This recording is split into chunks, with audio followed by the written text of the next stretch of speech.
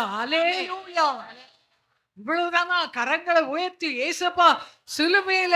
ஆமென். அல்லேலூயா. நமக்கு வியாதியிலிருந்து வெற்றி, பாவத்திலிருந்து வெற்றி, மரணத்திலிருந்து வெற்றி, எல்லா பலவீனங்களிலிருந்தும் வெற்றி, எந்தெந்த தோல்வியோ எல்லாவற்றிலிருந்து வெற்றி கொடுக்கதா நம்முடைய இயேசு கிறிஸ்து உயிர்த்தெழுந்தார். ஆமென். அல்லேலூயா. இன்னைக்கு என்ன பயத்தினால கஷ்டப்பட்டிருக்கீங்க? என்ன எப்படிப்பட்ட காரியங்களால உள்ள சோர்ந்து போயிருக்கீங்க? எல்லாவற்றிலும் இயேசு வெற்றி கொடுக்கதா இன்றைக்கு ஆண்டவர் வெற்றி சிறந்தார். 2000 வருஷத்துக்கு முன்பாய் வெற்றி சிறந்த ஆண்டவர் இன்னைக்கும் வெற்றி வீரனாய் நம் மத்தியிலே உலாவிக் கொண்டிருக்கிறார். நேரம் சரியாக 11:24. தயவு செய்து நல்ல கவனிங்க. இத நீங்க நல்லா கவனிச்சீங்கன்னா தான் வெற்றி வீரனுடைய வெற்றி முழக்கத்தை நானும் நீங்களும் ஒரு நாளைக்கு கொண்டாடுவோம். சீக்கிரமா இயேசு வரப்போகிறார். அவருடைய வருகையிலே நானும் நீங்களும் காணப்பட்டு வெற்றியை முழக்கணும்னா இந்த சத்தியத்தை நானும் நீங்களும் நல்லா அறிந்து கொள்ளணும். இன்னைக்கு இன்னைக்கு கர்த்தருடைய செய்தியோட தலைப்பு ஆவிக்குரியவர்கள் யார், மாம்சத்துக்குரியவர்கள் யார்.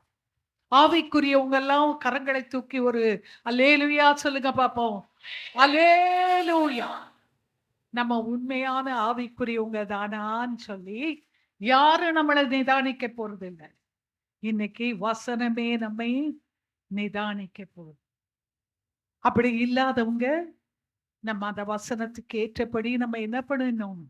என்னையும் உங்களையும் மாற்றிக்கொள்ளணும். ஆண்டவர் யாரையும் ஆக்கினைக்குள்ளாக தீர்க்கிறது, குற்றப்படுத்துகிறவர் இல்லை. என் மகளே மனம் திரும்பு, என் மகனே மனம் திரும்பு. நீ அப்படி இல்லையா? மனம் திரும்பிக்கும். அதுக்கு தான் இந்த சத்தியத்தை நான் உனக்கு வெளிப்படுத்துகிறேன் என்று சொல்லுகிறார். யாராவது உங்க பக்கத்துல தூங்குனா தயவு செய்து ரொம்ப அன்பா அவங்களை அப்படி ஒரு தட்டி கொடுத்து கொஞ்சம் எழுப்புங்க. ஏன் தெரியுமா? இந்த சத்தியம் ரொம்ப முக்கியமான ஒரு சத்தியம். இதை நீங்க நானும் கேட்கணும்னா பிசாசு என்ன பண்ணுவான்? நல்லா தாளாட்டி விடுவான், கேட்க விடவே மாட்டான். ஆகவே நீங்க உண்மையா பக்கத்துல இருக்கவங்களை நேசிச்சீங்கன்னா அவங்க தூங்குறத பார்த்தா அப்படி கொஞ்சம் தட்டி ஏசப்பா உயிர்த்தெழுந்தார், உயிர்த்தெழுங்கன்னு சொல்லி சொல்லுங்க. கர்த்தர் உங்களை ஆசீர்வதிப்பாராக. ஒரு வசனத்தை வாசிப்போம். ரோமருக்கு எழுதின நிருபம் 8ஆம் அதிகாரம் 5ஆம் 6ஆம் வசனம். அன்றியும் மாம்சத்தின்படி நடக்கிறவர்கள் மாம்சத்துக்குரியவைகளை சிந்திக்கிறார்கள், ஆவியின்படி நடக்கிறவர்கள் ஆவிக்குரியவைகளை சிந்திக்கிறார்கள். மாம்சத்தின் சிந்தை மரணம், ஆவியின் சிந்தையோ ஜீவனும் சமாதானமுமா. ஆமென். மாம்சத்தின்படி நடக்கிறவர்கள் மாம்சத்துக்குரியவைகளை தான் சிந்திக்கிறாங்க. ஆனா ஆவியின்படி நடக்கிறவர்களோ ஆவிக்குரியவைகளை சிந்திக்கிறார்கள். மாம்ச சிந்த மரணம், ஆவியின் சிந்தையோ ஜீவனும் சமம். எது மாம்ச சிந்தது தெரிஞ்சாதானே மாம்சத்தை விட முடியும். சும்மா நம்ம மாம்ச சிந்த மரணம், ஆவியின் சிந்தை ஜீவனும் சமாதானம்னா எது மாம்ச சிந்தை நமக்கு தெரியணும் இல்லையா? அதுக்கு தான் இன்னைக்கு ஆண்டவர் நமக்கு கற்றுக் கொடுக்க போறார். மத்தேயு 12ஆம் அதிகாரத்தை எடுத்து வச்சுக்கோங்க. மத்தேயு 12ஆம் அதிகாரம் முதல் வசனத்தை வாசி.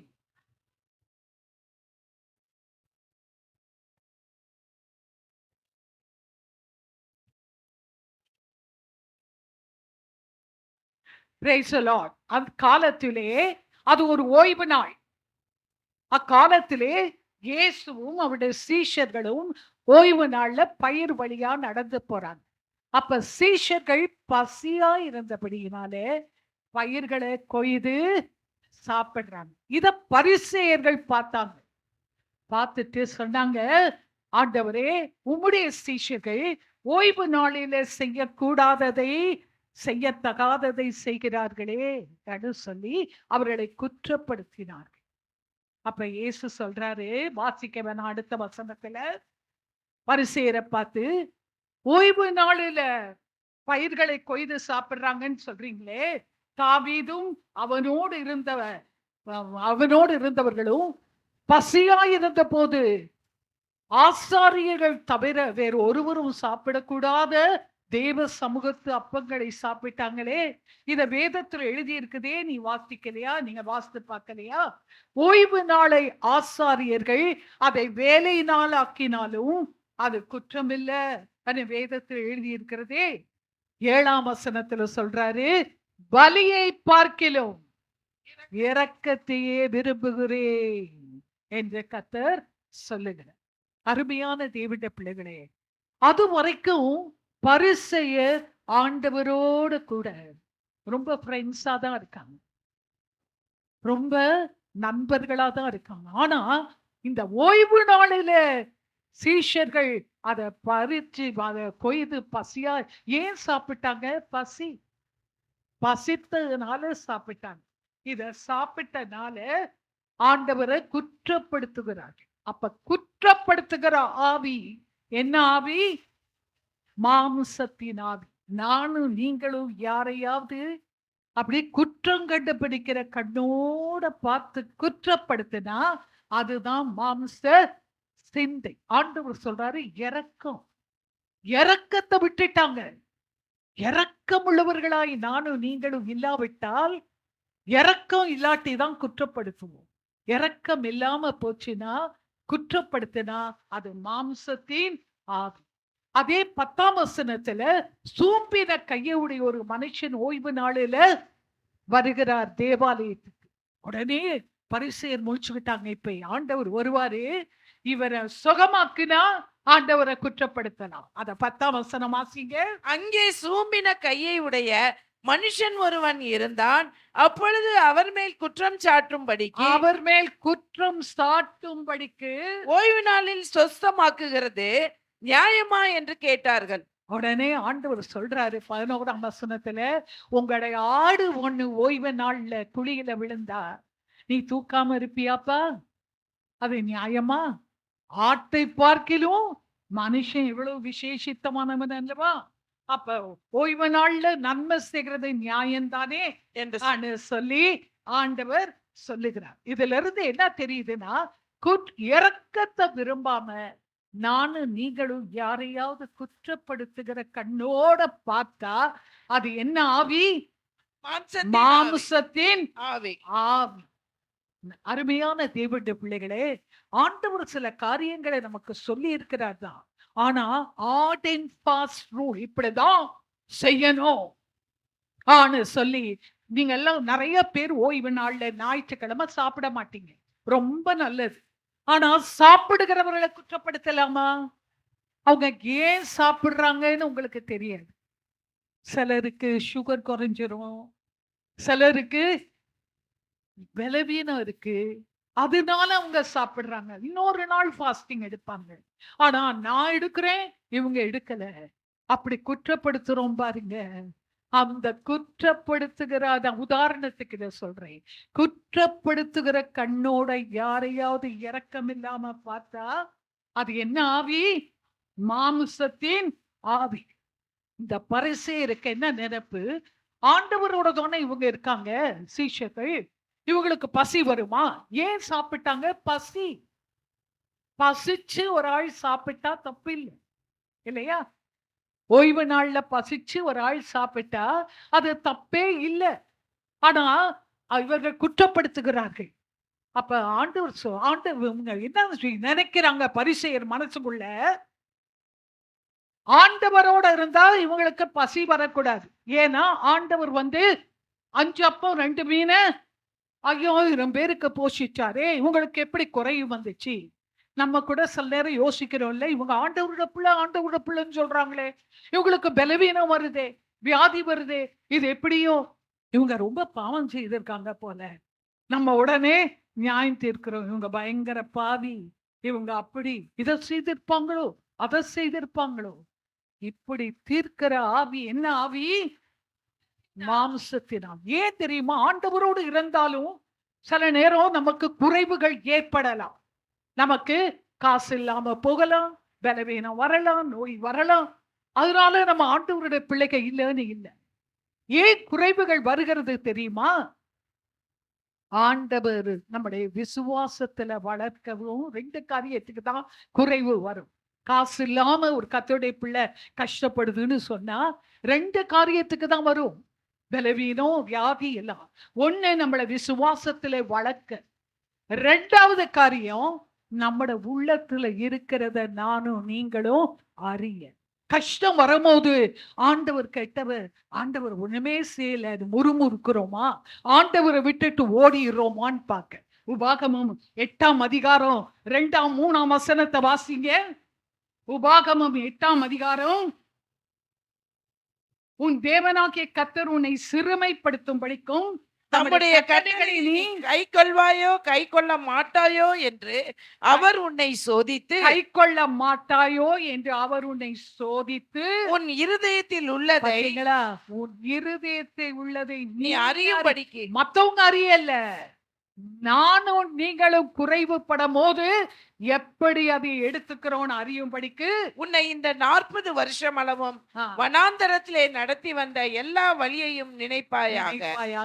அவர் உன்னை சிறுமைப்படுத்தி உன்னை பசியினால் வருத்தி மனுஷன் அப்பத்தினால் மாத்திரமல்ல கர்த்தருடைய வாயிலிருந்து புறப்படுகிற ஒவ்வொரு வார்த்தையினாலும் பிழைப்பான் என்பதை உனக்கு உணர்த்தும்படிக்கு நீயும் உன் பிதாக்களும் அறியாதிருந்த மன்னாவினால் உன்னை போஷித்தேன். நம்முடைய இருதயத்தில் உள்ளதை அறிந்து நானும் நீங்களும் நான் யாரு அறியறதுக்கு தான் குறைவுகள் வருகிறது. குறைவு படும்போது நானும் நீங்களும் எப்படி நடக்கிறோமோ அது அந்த நேரம் இயேசு நல்லவர், இயேசு என்னை கைவிட மாட்டாரு.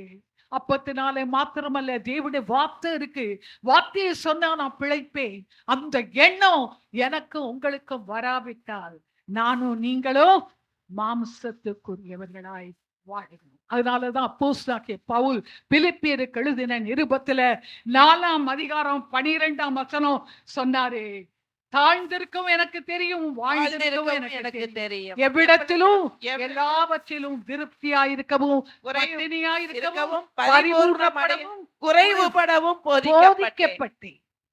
அப்போஸ்தலனாகிய பவுல் பரிசுத்த ஆவியானவரால் அப்படி இருக்க போதிக்கப்பட்டார். 11ஆம் வசனம் சொல்றாரு, என் குறைச்சலினால் நான் இப்படி சொல்கிறதில்லை, ஏனெனில் நான் எந்த நிலைமையில் இருந்தாலும் மன ரம்மியமாய் இருக்க கற்றுக்கொண்டேன்.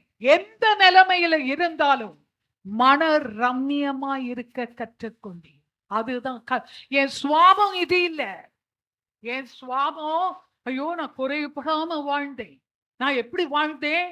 நான் ஓஹோன்னு வாழ்ந்தேன். அம்மா வீட்டுல அப்படி வாழ்ந்தேன், என் அப்பா வீட்டுல இப்படி வாழ்ந்தேன், நான் நல்லா இருந்தேன், இப்பதான் இப்படி ஆயிட்டேன். அப்படி இல்லை, அது நம்மட சுவாபம். ஆனா நம்முடைய ஆவியானவர் நமக்கு போதித்து கற்றுக் கொடுத்திருக்கிறார். எந்த நிலைமையில் இருந்தாலும் மனரம்யமாய் இருக்க கற்றுக்கொண்டே. அந்த மன ரம்யம் இருக்கே. நான் செழிப்பான சுவிசேஷத்தை நம்புறது இல்லை. அப்படின்னா இயேசுவை ஏற்றுக்கொண்டா கஷ்டமே வராது. சில சபைகள்ல போதிக்கிறாங்க, இயேசுவை ஏற்றுக்கொண்டா என்ன வராதா கஷ்டமே. அது உண்மையா? இல்லவே இல்லை. அந்த செழிப்பின் உபதேசத்தை நம்பாதீங்க. இயேசுவை ஏற்றுக்கொண்டாலும் குறைவுகள் வரும். நம்மை யாருன்னு அறிய, நம்மை விசுவாசத்துல வளர்க்க, அதே நேரத்துல வறுமையின் சுவிசேஷத்தையும் நம்புறல. இயேசுவை ஏற்றுக்கிட்டா எப்போதும் கஷ்டம்தான் இருக்கும். இல்லை இல்லை இல்லை, ஆண்டவர் ஏற்ற தாழ்வுகளை கொடுப்பார். ஏன் சுவிசேஷம் வேதம் சொல்லுகிற போதும் என்ற மனதோட கூடிய சுவிசேஷம். எந்த நிலைமையில் ஆண்டவர் வைத்தாலும் எனக்கு வாழ்ந்திருக்கவும் எனக்கு தெரியும், தாழ்ந்திருக்கவும் எனக்கு தெரியும், நல்லா சாப்பிடவும் தெரியும், பட்டினியா இருக்கவும் எனக்கு தெரியும். அந்த நேரமும் நம்ம இயேசு என்ன பண்ண மாட்டேன், முறுமுறுக்க மாட்டேன். 1 தீமோத்தேயு 6:6 அப்போஸ்தலன் பவுல் சொல்றாரு, போதும் என்ற மனதோட கூடிய தேவ பக்தியே மிகுந்த ஆதாயம். அல்லேலூயா. அருமையான தேவனுடைய பிள்ளைகளை, சில விசுவாசிகள் இருக்காங்க, எல்லாவற்றிலையும் முறுமுறுப்பு தான். மழை பெஞ்சா என்ன சொல்லுவாங்க, ஐயோ ரொம்ப மழை பெய்யும். சரி, வெயில் அடிக்குதான், ஐயோ வெயில் தாங்க முடியல, வேர்த்து ஊத்துது. எந்த நிலைமையிலையும் அவங்கள திருப்திப்படுத்தவே முடியாது. சாப்பாடு போடலைன்னா சாப்பாடு இந்த சபையில போட மாட்டாங்க, போட்டா கறியே போட மாட்டேங்கிறாங்க. கறி போட்டா பத்தல, ஆட்டுக்கறி போடக்கூடாதா? என்னடா இப்ப பார்த்தாலும் சிக்கன் தான். எப்படி போட்டாலும் என்ன சொல்லுவாங்க? குறைதான் சொல்லுவாங்க. இப்படிப்பட்டவங்க அவங்களும் நிம்மதியா இருக்க மாட்டாங்க. மத்தவங்களே என்ன பண்ண மாட்டாங்க, திட்டிக்கிட்டு அப்படி இப்படி ஏதாவது சொல்லிட்டு தான் இருப்பாங்க. இவங்க தான் மாம்சத்துக்குரியவர்கள். ஆவிக்குரியவர்கள் போதும் என்ற மனதோட கூடிய தீபபக்தி. எனக்கு கறியே விழலையா? அல்லேலூயா! ஆண்டவர் இன்னைக்கு நான் கறியே சாப்பிட வேணாம்னு யோசிச்சாரு. கர்த்தருக்கு ஸ்தோத்திரம். இப்படி மனசுல நினைச்சிட்டு போறோமே, அவங்கதான் ஆவிக்குரிய ஜனங்கள். நானும் நீங்களும் எப்படிப்பட்டவர்கள்? ஆவிக்குரியவர்களா மாம்சத்துக்குரியவர்களான்னு சிந்தித்துக் கொள்ளுங்க.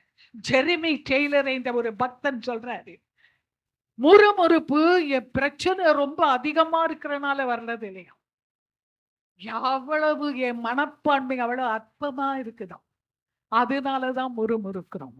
முறுமுறுப்பு பிரச்சனை ரொம்ப அதிகம், அதனால இல்ல முறுமுறுப்பு. என் மனப்பான்மை அவ்வளவு அற்பமான புத்தி, அதனால எந்த நிலைமை இருந்தாலும் நான் என்ன பண்ணுவேன்? என்னை திருப்திப்படுத்தவே யாராலும் முடியாது. இப்படிப்பட்ட விசுவாசிகள் மாம்சத்துக்குரியவர்களா இருக்கிறார். அப்போஸ்தலனாகிய பவுலை போல எத்தனை பேர் சொல்லுவீங்க, நான் மனரம்மி போதும் என்ற மனதோடு கூட இருக்க கற்றுக்கொண்டேன். அவங்க ஒரு அல்லேலூயா சொல்லுங்க. அல்லேலூயா! கர்த்தர் பார்க்கிறாரு. இனிமேலாயிலும் நானும் நீங்களும் எந்த நிலைமையில கர்த்தர் வச்சாலும், சாப்பாடு கொடுத்தாலும் கொடுக்காட்டியும், கறி போட்டாலும் போடாட்டியும், யாரு என்ன சொன்னாலும் சொல்லாட்டியும், கர்த்தர் நல்லவர் என்று சொல்ல கற்றுக்கொள்வோம். போதும் என்ற மனதோட கூட வாழ கற்றுக்கொள்வோம். அவங்க தான் ஆவிக்குரியவர்கள், மற்றவங்க மாம்சத்துக்குரியவர்கள் என்பதை எடுத்துக்கொள்ளுங்க. 12ஆம் அதிகாரம் மத்தேயுவை எடுத்து வச்சுக்கோங்க. அதுல இயேசப்பா உயிர்த்தெழுந்த இயேசு இன்றைக்கு அவரை போல மாறுவதுதான் ஆவிக்குரிய வாழ்க்கை. ஆவிக்குரிய தன்மையாய் நானும் நீங்களும் வாழணும்னா உயிர்த்தெழுந்த இயேசுவை போல அவருடைய சுவாபங்களை நானும் நீங்களும் கற்றுக்கொள்ளணும். இயேசுவை போல வாழதான் இயேசு இந்த உலகத்துல வந்து வாழ்ந்து காட்டி போனாரு, திரும்ப வரப்போறாரு. அவரை போல வாழுகிறவர்களை சேர்த்துக் கொள்வதற்கு தான். அதை எடுத்து வைத்துக் கொள்ளுங்க. 12ஆம் அதிகாரம் அதுல 7ஆம் வசனம் நான் ஏற்கனவே சொன்னேன். பலியை அல்ல இரக்கத்தையே. இதுல முதல் ஆண்டவருடைய சுவாபம் என்ன தெரியுமா? ஆண்டவருடைய ஆவிக்குரிய தன்மை என்ன தெரியுமா? ஆக்கினை தீர்ப்பல்ல, மனதுருக்கம். No condemnation but compassion. ஆண்டவர் மனதுருகினார். எல்லாரையும் பார்த்து ஆண்டவர் மனது உருகினாரு.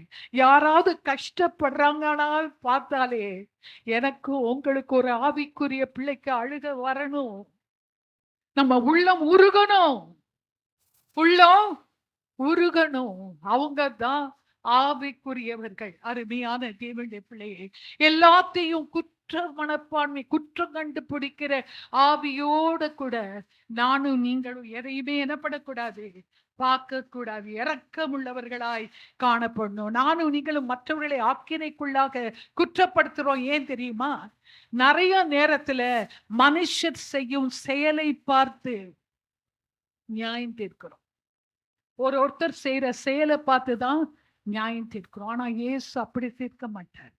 ஏன் இவங்க செய்தாங்கன்னு அந்த நோக்கத்தை பார்ப்பாரு, மோட்டிவ பார்ப்பாரு. ஏன் இவங்க இப்படி செய்தாங்க அததான் பார்ப்பாரு. அதை பார்த்து நியாயம் தீர்ப்பார். அதே நேரம் பாவத்தை அல்ல, பாவத்தை காணாத சுத்த கண்ணன் இயேசு பாவத்துக்கு மனம் திருமணாதான் மன்னிப்பு கொடுப்பார். பாவத்துக்கு பாவம்னு விட்டுற மாட்டாரு. பாவத்தை வெறுக்கிறாரு, ஆனா உன்னை நேசிக்கிறார், என்னை நேசிக்கிறார். ஆண்டவராகிய இயேசு கிறிஸ்து பாவத்தை பார்த்து வெறுக்கிறாரு, ஆனா பாவியை நேசிக்கிறாய். மகனே மகளே, பாவத்தை விட்டுட்டு வா, நான் உனக்கு உதவி செய்வேன், விட உனக்கு உதவி செய்வேன்.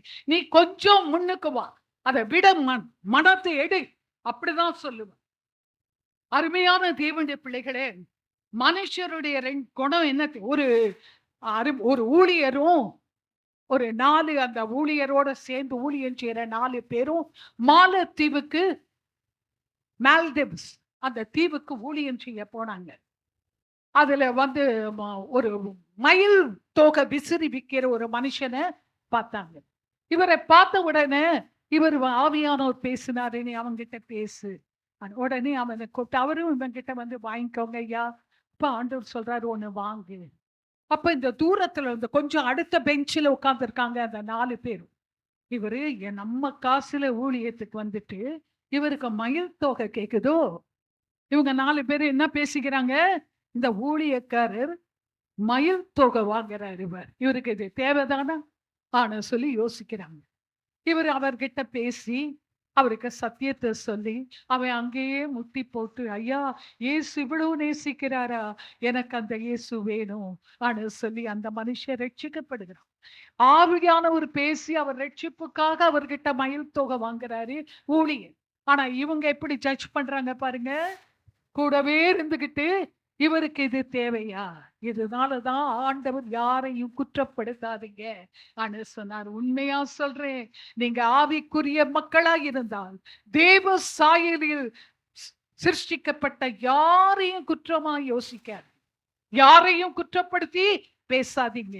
ஏன்னா அவங்க உள்ளத்துல என்ன யோசிச்சு இந்த காரியத்தை செய்யறாங்கன்னு எனக்கு உங்களுக்கும் தெரியாது. அதனால ஆனா புத்திமதி சொல்லுகிறது வேற, புத்திமதி சொல்லுகிறது வேற. அன்பா கூப்பிட்டு அதனால யாருக்கும் புத்திமதி சொல்ல மாட்டேன்னு விடாங்க. ஞாயிற்றுக்கிழமை எங்கேயாவது போறவங்களை பார்த்தா ஊழியக்காரி நான் சொல்லணும், தம்பி போகாதீங்க, அம்மா போகாதீங்கடா, கர்த்தரை தேடுங்கன்னு சொல்லணும். ஆனா குற்றப்படுத்தி யாரையும் மற்ற காரியங்கள்ல தப்பா குற்றப்படுத்தாதீங்க. ஆகவே அருமையான தேவனுடைய பிள்ளைகளே, யாரையும் குற்றப்படுத்தி அவர்களை குறை சொல்லி மற்றவர்கள் கிட்ட பேச. மனுஷர்ல 2 பிரிவு இருக்காங்க. ஒரு பிரிவு எப்படி தெரியுமா, தானே முன்னுக்கு வேலை செய்வாங்க. அடுத்த பிரிவு எப்படி தெரியுமா, வேலை செய்யறவங்க உட்கார்ந்துக்குவாங்க, அவங்க ஒரு வேலையும் செய்ய மாட்டாங்க.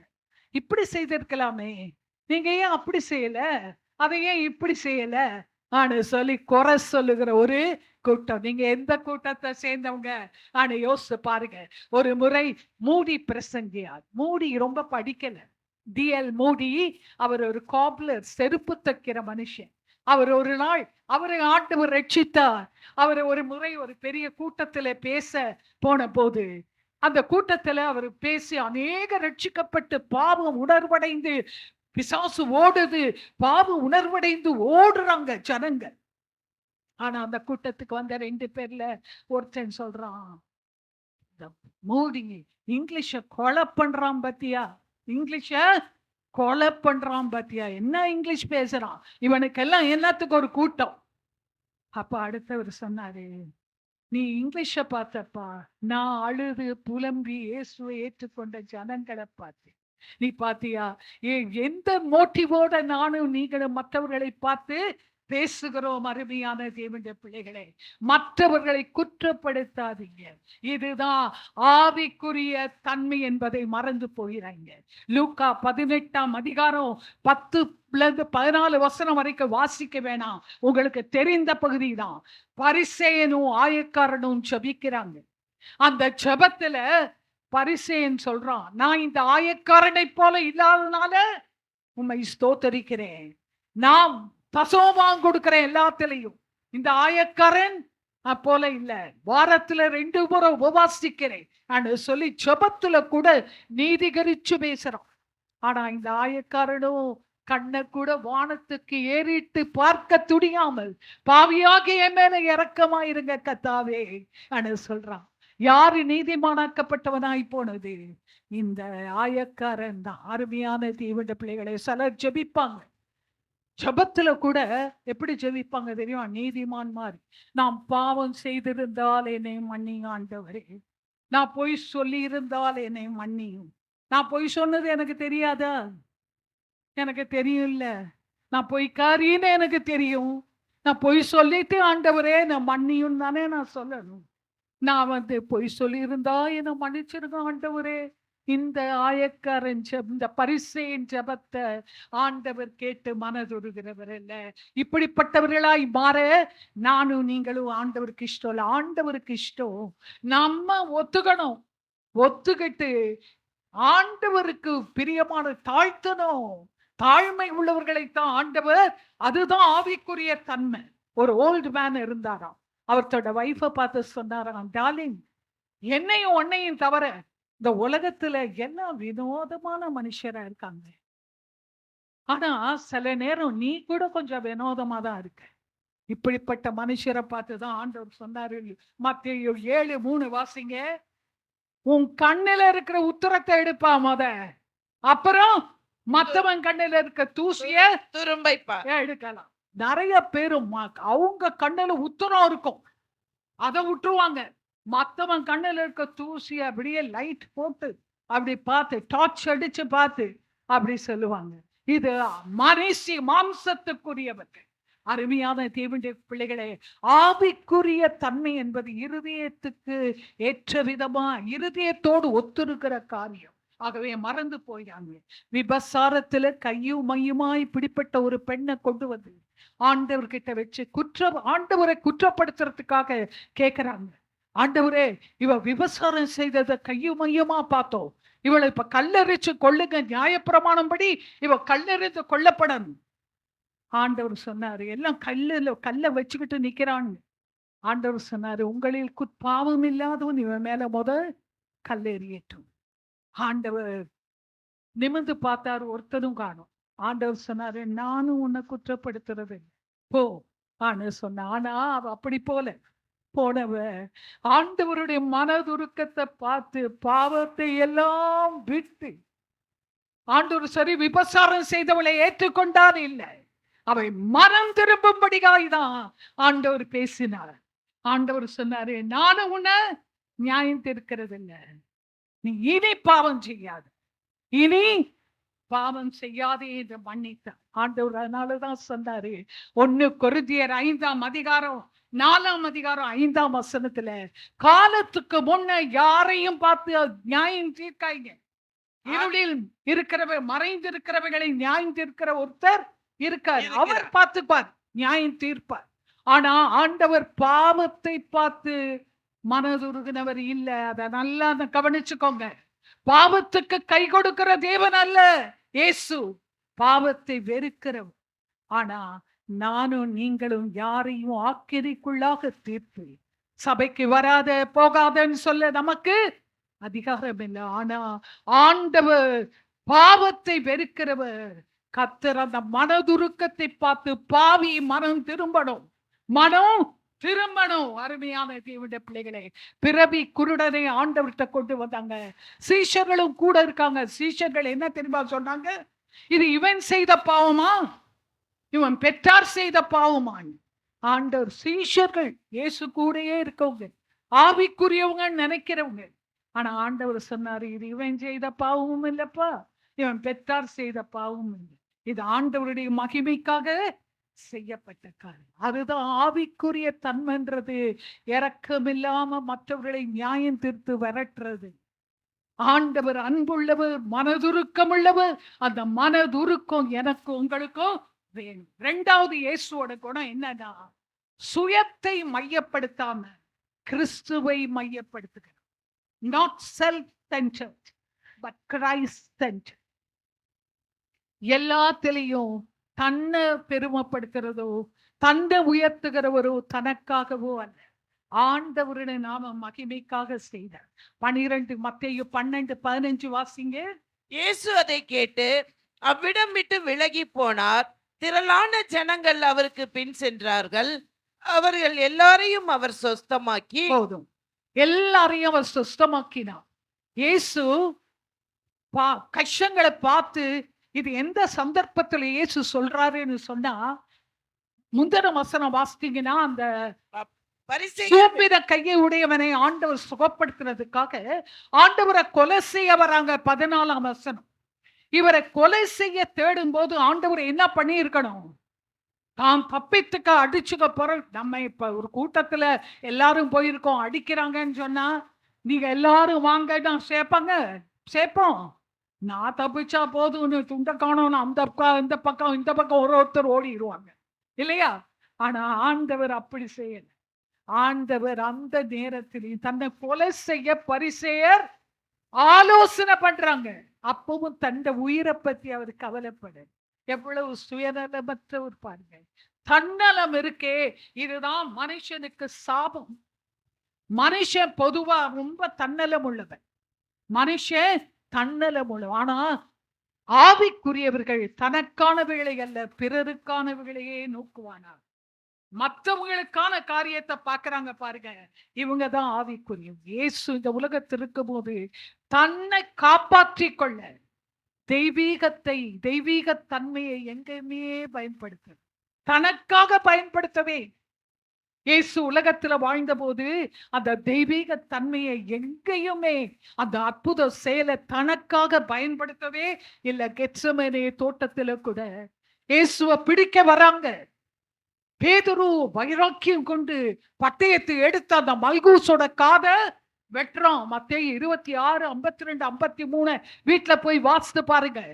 காதை வெட்டுறான். அப்ப கூட நம்மள நமக்காக யாராவது ஏதாவது செய்தா பாராட்டுவோம். ஆஹா, எனக்காக இவ்வளவு வைராக்கியமா நின்னுட்டா. ஆண்டவர் அப்படி சொல்லல. பேதுருவே, ஆவிக்குரியவனா இருப்பா. நான் என்ன நோக்கி பிதாவை நோக்கி கூப்பிட்டு இருந்தா 12 லேகியோன் அனுப்பி இருப்பாரா. ஒரு லேகியோன்னா எவ்வளவு? 6000. அந்த ஒருத்தனுக்குள்ள ஒரு லேகியோன் பிசாசு இருந்துச்சா. அது எத்தனை பிசாசு? 6000. ஒரு லேகியோன்னா 6000. அப்ப 12 லேகியோன்னா எத்தனை தூதர்களை அனுப்பியிருப்பாரு? 72,000 தூதர்களை ஆண்டவர் அனுப்பியிருப்பார். ஆண்டவர் தனக்காக எதையுமே தெய்வீகத்தன்மையை பயன்படுத்தின. அவர் என்ன சொன்னாரு? நீ உள்ள போடுப்பா பேதுருவே. நான் பிதாவை நோக்கி கூப்பிட்டு இருந்தா ஆண்டவர் அனுப்பிடுவேன். நான் என் ஆவிய உயிர இந்த ஜனங்களுக்காக ஒப்பு கொடுக்க தான் வந்தேன். இந்த ஜனங்களுக்காக நானே உயிரை ஒப்பு கொடுக்க தான்ப்பா. அதுக்கு தான்ப்பா இந்த உலகத்துக்கே வந்தேன். ஜீவனை கொடுக்க தான்ப்பா வந்தேன். ஜீவனை காப்பாற்றிக் கொள்ள வரலப்பா ஆன சொல்லி ஆண்டவர் அப்படி தன்னை என்ன பண்ணாரு? ஒப்பு கொடுத்தார். அருமையான தேவனுடைய பிள்ளைகளே, சில நேரம் இதை வாசிக்கும் போது தேவ சமூகத்தில் அப்படியே அழுவேன். ஆண்டவரே, உங்களுடைய அன்பும் தியாகமும் எவ்வளவு பெருசு ஆண்டவரே.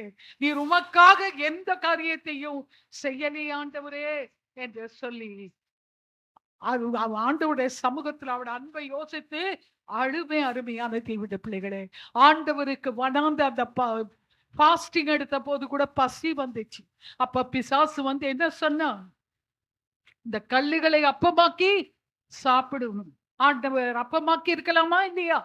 முடியுமா? முடியாதா? அவரால முடியும். ஆனா ஆண்டவர் அப்படி செய்யல. ஆண்டவர் பசியோடு இருந்து, நாம் எப்படி பசியா பட்டினியா இருந்தோமோ அவர் இந்த உலகத்திற்கும் போது மனுஷனா இருந்தார். நமக்கு வருகிற நேரிடுகிற எல்லா சோதனையும் கஷ்டத்தையும் அவர் பட்டார். அல்லேலூயா. ஆகவே அருமையான தேவனுடைய பிள்ளைகளே, எல்லா பாடுகளையும் அவர் நமக்காக சகித்தார். அருமையான தேவனுடைய பிள்ளைகளே, இந்த உலகத்துல 3 விதமான மனுஷர் இருக்காங்க. முதல் மனுஷர் எப்படி தெரியுமா? God first. ஆண்டவர் முதல். இல்ல முதல் மனுஷர் I first. நான் ரெண்டாவது God, ரெண்டாவது ஆண்டவர், மூணாவது மத்தவங்க. முதல் யாரு? நான். ரெண்டாவது கடவுள், மூணாவது மத்த மனுஷன். இவங்க தான் மாம்சத்துக்குரியவர். இவங்க மாம்சத்துக்குரியவர்கள். இன்னொரு கூட்டம் இருக்காங்க. அவங்க ஆண்டவருக்கு முதலிடம் கொடுத்துருவாங்க. God first. ரெண்டாவது நான், மூணாவது மத்தவங்க. இவங்க வந்து ஸ்பிரிச்சுவல் பீப்புள். அப்படின்னா தாங்க நினைச்சுக்கிறாங்க ஆவிக்குரியவங்க, கிறிஸ்தவங்க ரட்சிக்கப்பட்டுட்டோம். இவங்க மதவாதிகள். ஆண்டவர் இந்த மதவாதிகளா இருக்க நம்மை அழைக்கல. ஆனா மூன்றாவது கூட்டம் இருக்காங்க.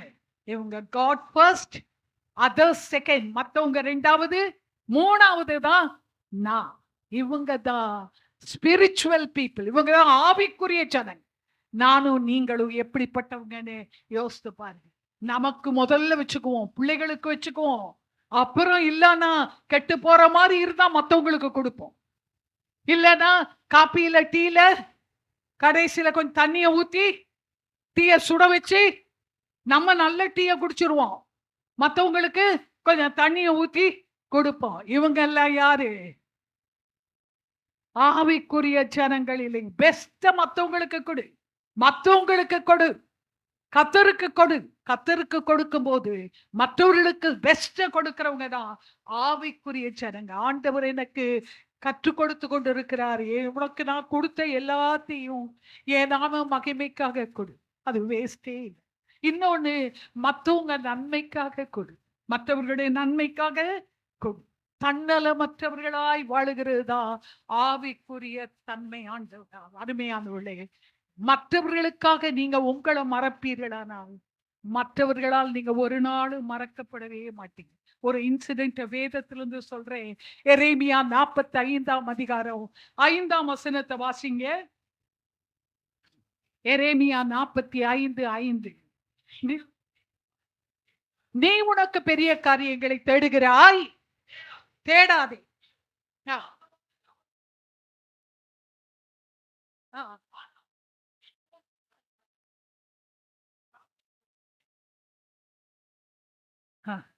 ஆமே, நல்லா கவனிச்சுக்கோங்க. இத நீ மத்த பெரிய காரியங்களை உனக்கு தேடாத.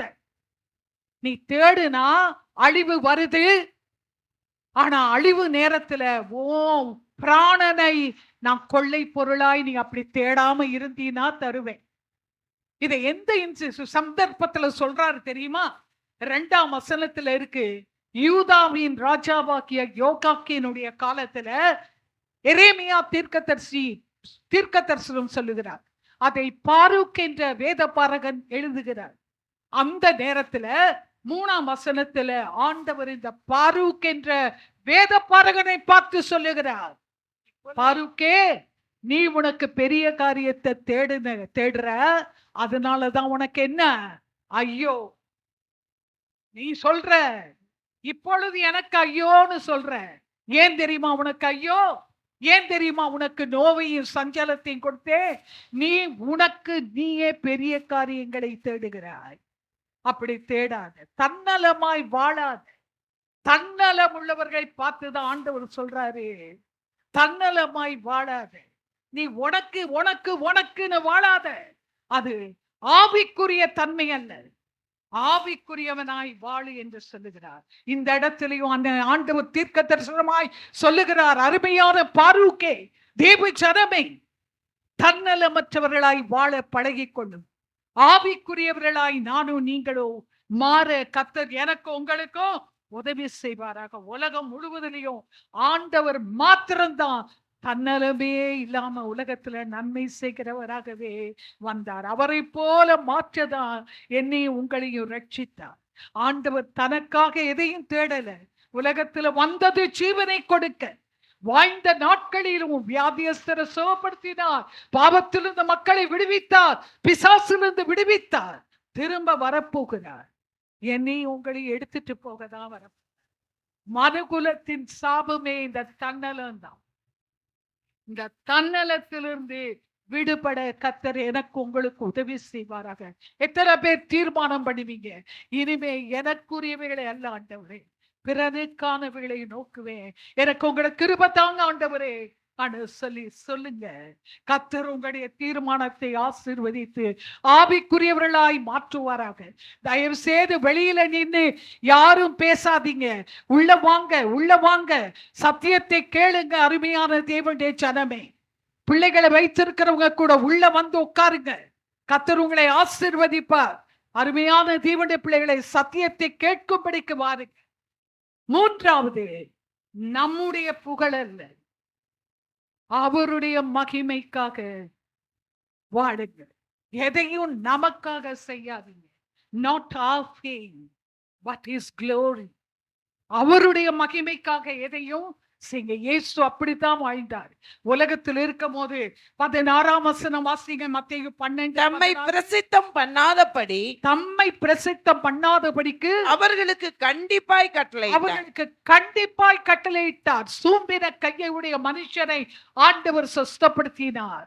சொஸ்தப்படுத்திட்டு சொன்னாரு சீஷர்களை பார்த்து, இதை யாருக்கும் போய் சொல்லாதப்பான்னு சொல்லி சும்மா சொல்லல. He charged his disciples. கண்டிப்பாய் கட்டளையிடுகிறார். இதனாலதான் அவருடைய சகோதரர் கூட சொல்றாங்க, மத்தேயு யோவான் 7:3 வாசிங்க. 7ஆம் அதிகாரம் 3-4 வசனம். அந்த ரங்கத்தில் ஒன்னையும் செய்ய மாட்டானே, உலகத்துக்கு ஒன்ன காட்டும் சொல்ற.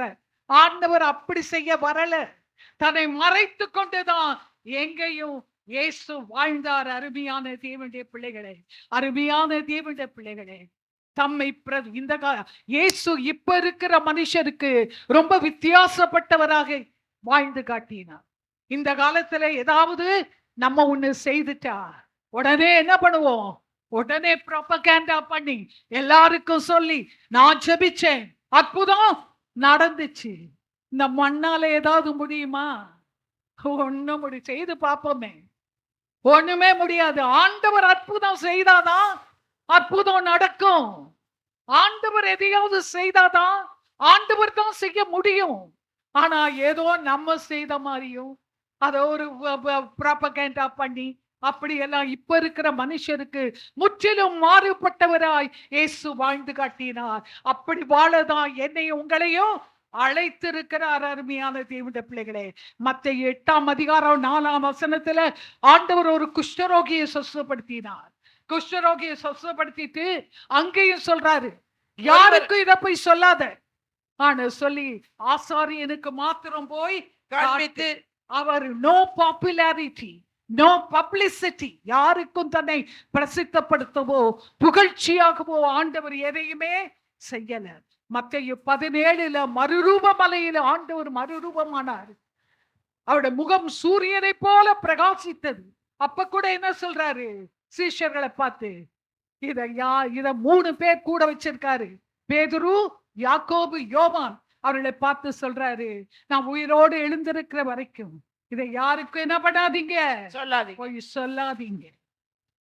ஆண்டவர் தன்னை மறைத்துக் கொண்டே வாழ்ந்தார். இதே மாதிரி ஊழியம் செய்த ஒரு தேவதாசன் இருக்கார். அவர் யாரு? அப்போஸ்தலனாகிய பவுல். 2 கொரிந்தியர் 12ஆம் அதிகாரம் 2-3 வசனத்தை வாசிங்க. கிறிஸ்துவுக்குள்ளான ஒரு மனுஷனை அறிவேன்.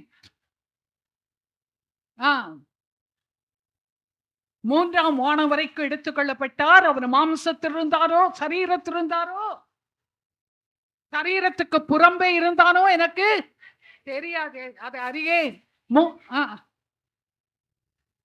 பரதீசுக்குள் எடுக்கப்பட்டு மனுஷர் பேசப்படாததும் வாக்கு கடங்காதுமாக்கிய வார்த்தைகளை கேட்டான் என்று அறிந்திருக்கிறேன். அங்க தன்னை பத்தி தான் சொல்றாரு. ஆனாலும் தன்னை மறைத்து யாரோ போனது மாதிரி. இந்த காலத்துல ஒரு சின்ன ஒரு தரிசனம் கண்டா என்ன சொல்றாங்க, இயேசுவோட போனேன், இயேசுவை பார்த்தேன், அவரோட காப்பி குடிச்சேன், பூரி சாப்பிட்டேன். என்ன கதை பாருங்க. அருமையான தேவனுடைய பிள்ளைகளை, இந்த கதைகள் இதெல்லாம் வேதத்துக்கு புறம்பான கிறிஸ்துவை பின்பற்றுகிறவர்கள், வேதத்தில் உள்ள இயேசுவை பின்பற்றுகிற ஜனங்களாய் ஆவிக்குரிய மக்களாய் வாழதான் நானும் நீங்களோ அழைக்கப்பட்டிருக்கிறோம் என்பதை மறந்து போகாய்ங்க.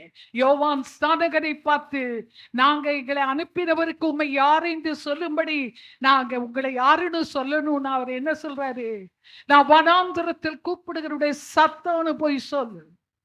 தன்னை மறைத்து கொண்டார். சங்கீதம் 91:1 சொல்லுது, உன்னதமானவரின் மறைவில் இருக்கிறவன் சர்வ வல்லவருடைய நிழலில் தங்குவான். மறைவில் இருக்கிறவங்க தான் சர்வ வல்லவருடைய நிழலில தங்க முடியும். நல்ல கவனிங்க, லைன் லைட்டுக்கு வர விருப்பப்படாதீங்க. என்ன புகழ்ச்சியா என்ன காட்டணும், என்ன பிரஸ்தாபப்படுத்தணும், நீங்க சொல்ற சத்தியம் போய் சேரணும். ஆனா நான் சாகணும், நான் ஒண்ணுமில்லாம போகணும், மெழுகுத்திரி போல நான் கரையணும். ஆனா நான் சொல்ற சத்தியம் பரம்பணும், இயேசு பரவணும், எனக்குள்ள இருக்கிற இயேசு வெளிப்படணுமே தவிர. அதுதான் இயேசு சொன்ன உபதேசம். அருமையான தேவனுடைய பிள்ளைகளே, உங்களில் எத்தனை பேர் இப்படி இருக்க தீர்மானம் பண்ணுவீர்கள், மறைந்திருக்க ஒப்பு கொடுப்பீர்கள்? ஒரு அல்லேலூயா சொல்லுங்க பாப்போம். அல்லேலூயா. இந்த நாளிலாயிலும் மறைந்து வாழ கற்றுக்கொள்வோம். ஒரு ரகசியத்தை சொல்றேன், விலையேற பெற்ற பொருள் எல்லாம் சமுத்திரத்தின் ஆழத்துல தான் இருக்கும், இல்லைன்னா பூமிக்கு அடியில தான் இருக்கும். கடலுக்கு அடியில தான் முத்து, விலையேற பெற்ற முத்து வரும். அதே நேரம் பூமிக்கு அடியில தான் வைரம், வைடூரியம், விலையேற பெற்ற தங்கம் எல்லாம் பூமிக்கு அடியில தான் இருக்கு. பூமிக்கு மேலாப்புல இருக்கிறது என்ன தெரியுமா? மரமும் கல்லும், அப்புறம் கொஞ்சம் ஆழத்துல இரும்பும் தகடும் இதான் இருக்கும். நானும் நீங்களும் விலையேற பெற்றவர்களாய் மாறணும்னா இயேசுவுக்குள்ள மறைக்கப்பட்டவர்களாய் நானும் நீங்களும் வாழ நம்மை ஒப்பு கொடுப்போம். கர்த்தரால் எடுத்து உபயோகிக்கப்பட்ட மோசே, எலியா, அப்போஸ்தலனாகிய பவுல் எல்லாம் மறைந்துதான் வாழ்ந்தாங்க. அதனாலதான் கர்த்தரால் எடுத்து உபயோகிக்கப்பட்டார்கள். மறைக்கப்பட்ட வாழ்க்கையை வாழ உதவி செய்வாராக கர்த்தர். 1 கொரிந்தியர் 10:31 சொல்லுது, குடித்தாலும் சாப்பிட்டாலும் நீங்கள் புசித்தாலும் குடித்தாலும் எதை செய்தாலும் கர்த்தருடைய நாம மகிமைக்காக, தேவனுடைய மகிமைக்காக செய்யுங்கள். நம்முடைய சபையோட மோட்டோ என்ன? எதை செய்தாலும் கர்த்தருக்கென்று மனப்பூர்வமாய் செய்யுங்கள். கொலோசியர் 3:24 தான் சபையில நம்முடைய மோட்டோ. அருமையான தேவனுடைய பிள்ளைகளே, அதை தான் இயேசுவை பின்பற்றுகிறவர்களாய் சபை வாழணும். நானும் நீங்களும் வாழணும். யோவான் அப்போஸ்தலனாகிய யோவான் தன்னுடைய வாழ்நாள்ல பத்மோ தீவுல இருக்கும் போதுதான் ஆண்டவர் வரப்போகிற ரகசியத்தை எல்லாம் எடுத்து காட்டினார்.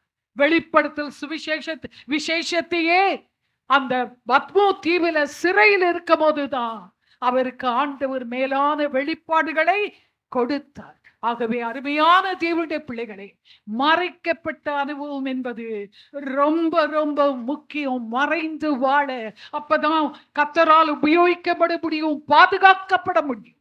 அப்படி வாழ எனக்கு உங்களுக்கும் கர்த்தர் உதவி செய்வாராக.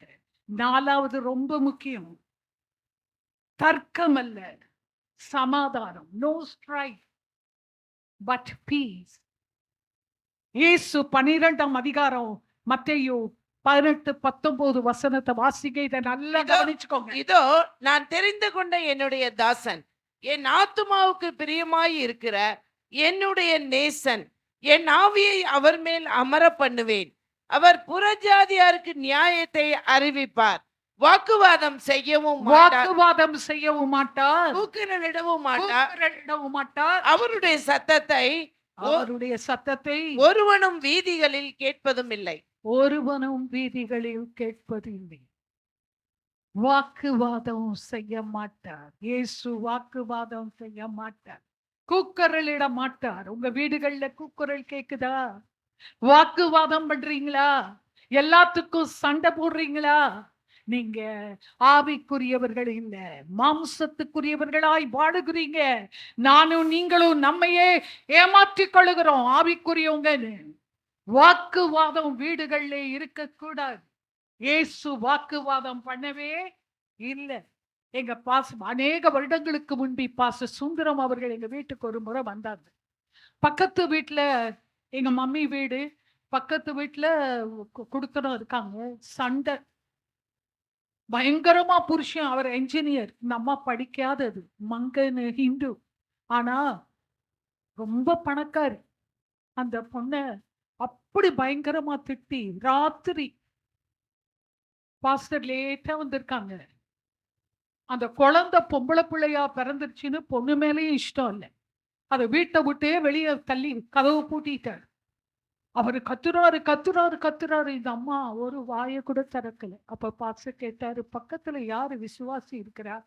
எந்த விசுவாசி இருக்குன்னு சொல்லி கேட்டார்.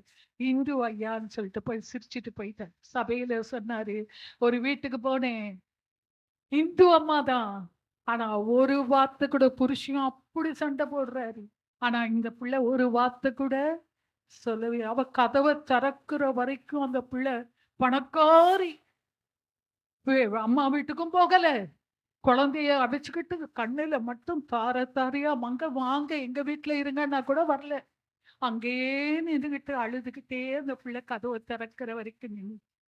ஆண்டவர் அந்த பிள்ளைக்கு அப்படி இருக்க முடியும்னா, ஆவிக்குரியவர்களாக்கி நானும் நீங்களும் எவ்வளவு அப்படி இருக்கணும். சில ஆண்கள் நினைக்கிறாங்க இந்த மௌனம் வெறும் பெண்களுக்கு மட்டும்தான்.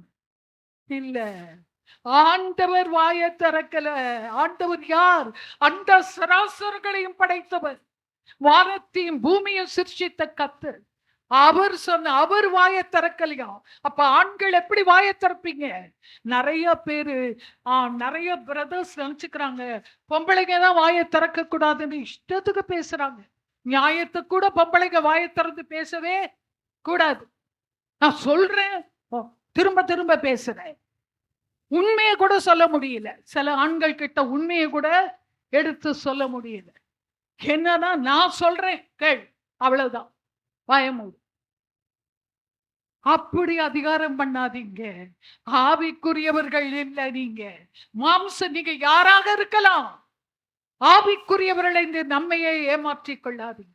ஆவிக்குரியவர்கள் ஆவிக்குரியவர்களாய் நடந்து கொள்ளும். எதுக்கும் தர்க்கம் பண்ணாதீங்க. எதையுமே நியாயம் கேட்காய். 1 பேதுரு 2ஆம் அதிகாரம் 22, 23ஆம் வசனத்தை வாசிங்க. அவர் வையப்படும் போது பதில் வையாமலும், பாடுபடும் போது பயமுறுத்தாமலும், நியாயமாய் தீர்ப்பு செய்கிறது தம்மை தாமே ஒப்பு கொடுத்தாராம். அவர் வையப்படும் போது பதில் கொடுக்கல, பயமுறுத்தல. ஆண்டவர் ரட்சகர். நான் யாரு தெரியுமா? நம்ம ஒண்ணுமே செய்ய முடியாத நம்ம என்ன சொல்லுவோம்? நான் யாரு தெரியுமா?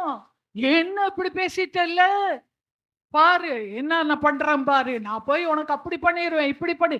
இன்னொன்னு ஆவிக்குரியவங்க என்ன தெரியுமா சொல்றாங்க? நான் ரட்சிக்கப்பட்ட பிள்ளை, என்ன பேசிட்டல்ல பாரு, ஆண்டவர் உன்னை என்ன பண்றாரு பார். ஒண்ணும் பண்ண மாட்டார். ஆண்டவரே தனக்காக ஒண்ணுமே செய்யலையே. நானும் நீங்களும் நியாயமாய் தீர்ப்பு செய்கிறவர்களிடத்துல ஒப்பு கொடுக்கும் போதுதான் ஆண்டவர் நீதி செய்வார். ஒரு ரகசியத்தை சொல்றேன் கேளுங்க. அருமையான தேவனுடைய பிள்ளைகளே, நீங்க சும்மா இருந்தா கர்த்தர் உங்களுக்காக யுத்தம் பண்ணுவார். நானும் நீங்களும் வாயை திறந்தோன்னா கர்த்தர் அமைதியா இருந்துருவார். அந்த அமைதல்ல இருக்கு பெரிய வல்லமை. அமைதலா இருக்குமே, அதுலதான் இருக்கு பெரிய வல்லமை. எண்ணாகமம் 16ஆம் அதிகாரம் 3ஆம் வசனத்தை கொஞ்சம் வாசிங்களே. ஒரு முறை இஸ்ரவேல் புத்திரர் எல்லாரும், சபை எல்லாரும் சேர்ந்து ஊழியக்காரனாகிய மோசேக்கு விரோதமாய் பேசுறாங்க. ஆரோனுக்கு சபை மக்களோடும் இருங்கம்மா, தேங்க்யூடா, எங்க கூடயும் கர்த்தர் இருக்கிறார், உங்க கூட தானே ஆண்டவர் இருக்கிறாருன்னு சபையே ஊழியக்காரருக்கு விரோதமாய் எழும்பிட்டான். ஆனா 4ஆம் வசனம் வாசிங்க. அப்பொழுது கர்த்தர் மோசேயை நோக்கி, நான் உங்களுக்கு வானத்திலிருந்து, அல்லம்மா 16:4. மோசே அதை கேட்டபோது முகம் குப்புற, 3ஆம் அதிகாரத்தை கடைசி வசனம் சொல்றது, மோசே வாயே திறக்கலையா, முகம் குப்புற விழுந்துட்டாராம். முகம் குப்புற விழுந்த உடனே கர்த்தர் கிரியை செய்ய ஆரம்பித்தார். அமைதியில இருக்குது வல்லமை. தேவச்சனமே, நானும் நீங்களும் சண்டை போட்டு இல்ல ஒரு காரியத்தை சாதிப்பது.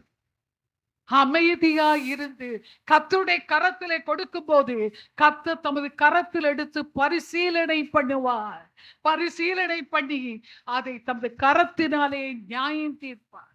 வேதத்துல அநேக உதாரணங்கள் இருக்கு. அதுல ஒரு உதாரணம் சொல்றேன். நீங்க வீட்டுக்கு போய் ஆதியாகமம் 26ஆம் அதிகாரத்தை வாசித்து பாருங்க. ஈசாக்குக்கு விரோதமாய் பெலிஸ்தர் எப்பயும் எழும்பி ஆபிரகாம் தோண்டின எல்லா துறவுகளையும் தூத்து போட்டாங்க. ஆனா ஈசாக்கு வாயே திறக்கல. எங்கெல்லாம் வந்தாங்களோ அங்கெல்லாம் விட்டு கொடுத்துட்டு போயிட்டாரு. இடம் பெயர்ந்து போறார். ஒரு காலகட்டத்தில் ஆண்டவர் ரெகபோத்தை கொடுக்கிறார். ரெகபோத்துனா என்ன அர்த்தம்னா, நான் உனக்கு இடம் உண்டாக்கினேன், ஆண்டவர் கனி கொடுக்கிறவர்களால் உன்னை மாத்துவேன்னு சொல்லிட்டு பெலிஸ்தியர் வாயை திறக்க முடியாத அளவுக்கு அவர்களை கட்டி போட்டுட்டார். பெலிஸ்தியர் வந்து அவனை பணிவாய் கேட்டு மன்னிப்பு கேட்டு அவனோடு கூட ஒப்புரவாகிறாங்க. நீங்க வீட்டுல வாசித்து பாருங்க. ஒரு ரகசியத்தை சொல்றேன். இத்தனை பேருக்கு வீடு வேணும்னு ஜோ பண்ணிட்டு இருக்கீங்க, கை தூக்குங்க. உங்களுக்கு ஆண்டவர் வீடு வாசலை ஏற்படுத்த போகிறார். நல்ல கை தூக்குங்க தைரியமா. எல்லாருக்கும் தங்க வீடு வேணும். உங்களுக்கு சொந்த வீட்டை ஆண்டவர் கட்டளையிடுவார். அதுக்கு ரகசியம் சொல்றேன். மத்தேயு 5:5 வாசிங்க. மத்தேயு 5:5 எல்லாரும் வாசிங்க. அவர்கள் பூமியை சுதந்தரித்துக் கொள்வார்கள். நீங்க பூமியை சுதந்தரிக்கணும்னா சாந்தம் உள்ளவர்களாய் மாறுங்க. இன்னைக்கு அநேகருக்கு கை கட்ட தூரத்துல ஆசீர்வாதம் இருக்கு. ஆனா நீங்க அநேகர் வாயை திறந்து நியாயத்துக்காக நீதிக்காக அதை இதையும் பேசி காரியங்களை தாறுமாறாக்கி போடுவீங்க. ஆண்டவர் உங்களுக்கு கொடுக்க முடியாதபடிக்கு தடை பண்ணி போடுறது. ஒரு தீர்மானத்தை எடுங்க. நான் இன்னையிலிருந்து சாந்தமா இருக்க போறேன். நான் எல்லாத்தையும் உங்களோட கையில ஒப்பு கொடுக்க போறேன். அமைதியா இருக்க போறேன். எனக்காக யுத்தம் பண்ணுங்க சொல்லுங்க. கர்த்தர் உங்களுக்கு வீடு வாசலை ஏற்படுத்தி உங்களுக்கு நீதி செய்யும். ஆண்டவராகிய இயேசுதான் நமக்கு நல்ல முன்மாதிரி. ஆண்டவரை இயேசு கிறிஸ்துவை அடிக்கும் போது சிலுவையில் அறைவதற்கு முன்னதாக பிளாத்து கிட்ட போய் நிறுத்துறாங்க. மத்தேயு 27:14 வாசிங்க. நான் அதை வாசிக்கும் போதெல்லாம் அழுவேன். கர்த்தருடைய சமயம் என்ன அப்படி மாற்றுங்கன்னு கெஞ்சிக்கிட்டு இருக்கேன். என்ன அப்படி மாத்துங்க ஆண்டவரே. நான் அநேக நேரத்துல வாயை திறந்துறேனே சொல்லி கெஞ்சிறேன். அவரோ ஒரு வார்த்தையும் மாறுதரமாக சொல்லவில்லை. அதனால் தேசாதிபதி மிகவும் ஆச்சரியப்பட்டானோ. என்னையும் உங்களையும் பார்த்து மற்றவர்கள் ஆச்சரியப்படணும். என்னடா இவ்வளவு கத்துறோம், சண்டை போடுறோம், இவங்க ஒரு வார்த்தை கூட பேசலையே சொல்லணும். இன்னைக்கு ஒரு தீர்மானத்தை எடுப்போம். அருமையான தேவனுடைய பிள்ளைகள், கர்த்தர் நம்மோடு கூட இருக்கிறார். இன்னைக்கு கர்த்தர் பேசி இருக்கிறார் நம்மோடு கூட. கர்த்தரை நம்ம பிரதிபலிக்கிற ஜனங்களாய் மாறுவோம். கடைசியாக சீக்கிரமா சொல்லிடுறேன். மத்தேயு 12:20 வாசிங்க. அவர் நியாயத்திற்கு ஜெயம் கிடைக்க பண்ணுகிற வரைக்கும் நெறிந்த நாணலை முறிக்காமலும் மங்கேறுகிற திரியை அணைக்காமலும் இருப்பார். ஆமா, உடைப்பதல்ல ஆவிக்குரிய வாழ்க்கை, கட்டுவது. Not breaking but building. ஆண்டவர் நெறிந்த நாணலை முறிக்கவும் மாட்டாரு, மங்கேறுகிற திரியை அணைக்கவும் மாட்டாரு. அருமையான தேவனுடைய பிள்ளைகளே, நம்ம கையில நெறிந்த நாணலை கொடுத்தா பேசிக்கிட்டே உடைச்சு போட்டுருவோம். ஆனா ஆண்டவர் ஒரு நாளும் அப்படி மாத்திரம் உடைச்சிருந்தா இன்னைக்கு நான் ஒரு ஊழியக்காரியா உங்க முன்னுக்கு நின்று நான் செய்த பாவத்துக்கும் என்னுடைய அக்கிரமத்துக்கும் தக்கது எனக்கு கொடுத்திருந்தா இன்னைக்கு உங்க முன்னுக்கு நான் நின்று இருக்க முடியாது.